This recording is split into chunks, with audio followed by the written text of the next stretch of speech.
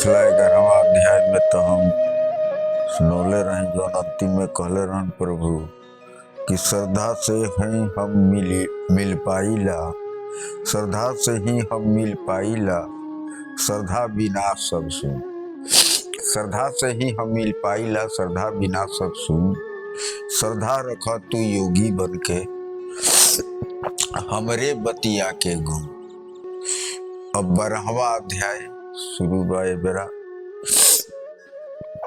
एकरा में 12वां अध्याय में वहाँ के मन के कैसे रमावल जाई, का कइल जाई। अर्जुन पूछा ताने मन बड़ा चंचल होला, मन एने ओने भागी, तो हम ओकरा के का करी, ओकरा के कैसे लगावल जाई। तो प्रभु जी समझावत तनी एकरा में।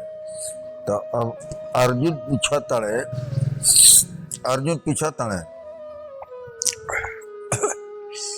जे अपना पर भरोसा करके रउआ के भजता, जे अपना पर भरोसा करके रउआ के भजता, माने रउआ पर भरोसा नहीं के करत, भजता रउआ के, मानता रउआ के, लेकिन अपना पर भरोसा करके कि हम प्रभु जी के मानत नहीं। तो पूछता है अर्जुन कि जे अपना पर भरोसा करके रउआ के भजता, शरण राउर उ ना अपना से लेता, शरण राउर उ ना अपना से लेता। अनन्य भक्ति से जे शरण राउर लेता, अनन्य भक्ति से जे शरण राउर लेता, रउए के जाने रउए के मानेला। दोनों में से कौन ज्यादा श्रेष्ठ बा, दोनों में से कौन ज्यादा श्रेष्ठ बा, जीवन खातिर कौन ज्यादा श्रेष्ठ बा, बताई प्रभु हमके दीही सहारा। चली कौना पर हम कई दी इशारा। अब प्रभु जी कहता नहीं हमरा में मन के रमा के हमरे खाती जे सब करता, जे हमरा में मन के रमा के हमरे खाती सब करता। आपन सब अभिमान त्याग के हमरे के जे भजता, हमरा खाती प्रिय बहुत बा, बहुत मान दी ओकरा के। ऐसन जे जोगी बन जाए, ऐसन जे जोगी बन जाए। अर्जुन जाना ओकरा के ब्रह्म में लागल बाजे, सबसे करता संप्रीति भी। ब्रह्म में लागल बाजे सबसे करता संप्रीति भी। हमरे में मन के लगाई करता कठिन श्रम भी।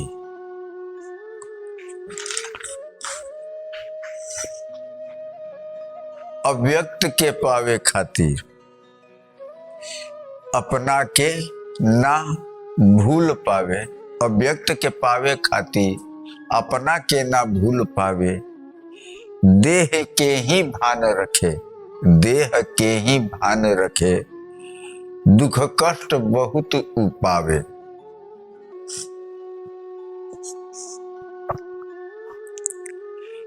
जे रह के हमरे आसरा, जे रह के हमरे आसरा, करे कर्म सब जगती में। हमरे खाती सब करतन, मन वहां के कहतन कि हमारे खाती, वो भक्त सोचता हमरे खाती सब करतानी। सोचे अपना भक्ति में, जाना अर्जुन ओह भगत के ना भटके दी अंधकार में। जाना अर्जुन ओह भगत के ना भटके दी अंधकार में। ओकरा के हम पार करी, ओकरा के हम पार करी यह मृत्यु रूप संसार से, ओकरा के हम पार करी यह मृत्यु रूप संसार सागर में।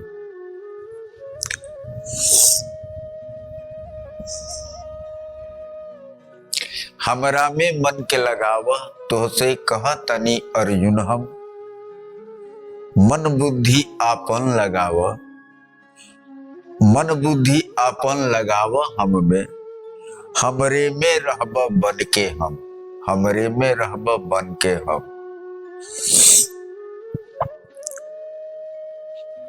मन ना भी लागे हमरा में, देखी अब का कहतनी वहां के कि मन ना भी लागे हमरा में, हमें पावे खातिर प्रयास कर। मन ना भी लागे हमरा में, हमें पावे खातिर प्रयास कर।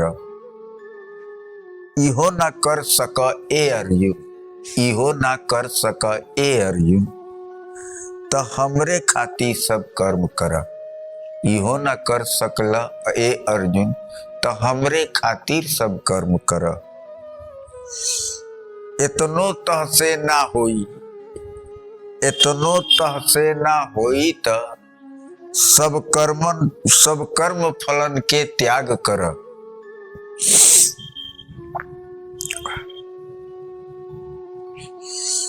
इतनो तो से ना होई तो सब कर्म फलन के त्याग दिह। शरण जाई आत्मावान, जे शरीर के आत्मा में बा, जे आत्मा शरीर में बा, शरण जाई आत्मवान महापुरुष के, कर्म में तू लाग जइह। फल त्याग कैला से, फल त्याग कैला से मिली का, एकरा से का हो जाला। इष्ट सदैव भार उठावे, फल त्याग कैला से मिली का, एकरा से का हो जाला। इष्ट सदैव भार उठावे, करता निश्चिंत रह जाला। इष्ट सदैव भार उठावे, करता निश्चिंत रह जाला। ज्ञान मार्ग से अच्छा बा कर्म में लाग जाए, ज्ञान मार्ग से अच्छा बा कर्म में लाग जाए। ऐसे अच्छा ध्यान मार्ग बा, ऐसे अच्छा ध्यान मार्ग बा, ध्याने में मिल जाए। सबसे श्रेष्ठ कहीं हम अर्जुन, सबसे श्रेष्ठ कहीं हम अर्जुन, कर्म फल त्याग बड़ी बा, बहुत बड़ बा, कर्म फल त्याग बड़ी बा। सब ईश्वर है, ईश्वर के है, सब ईश्वर है, ईश्वर के है, ईश्वर के ही सब लड़ी बा।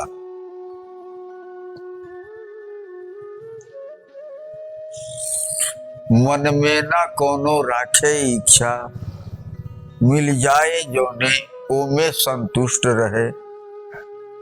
केहू से ना फिर द्वेष करे, केहू से ना फिर द्वेष करे। योगी बस अपने में संतुष्ट रहे।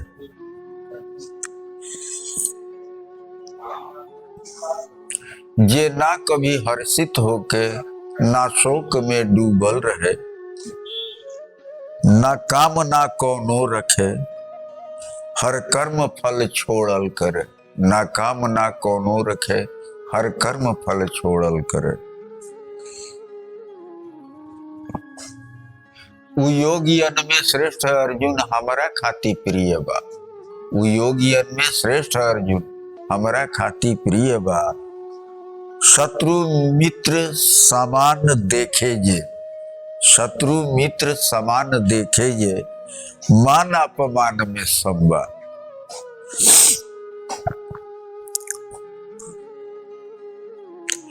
निंदा स्तुति, निंदा स्तुति समान जाने, निंदा स्तुति समान जाने। मननशील जे चरम बा,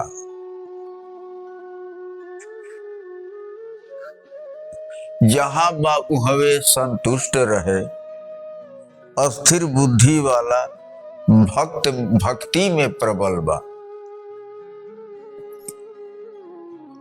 अर्जुन जे हमारी बात सुनेला, अर्जुन जे हमारी बात सुनेला, उ भक्त हमार प्रिय बा, ई मानीला। अब 13वां अध्याय खत्म कैनी यहाँ के, 12वां अध्याय खत्म कैनी यहाँ के। एकरा में वहाँ के बतावत तनी कि हम कैसे मिलब।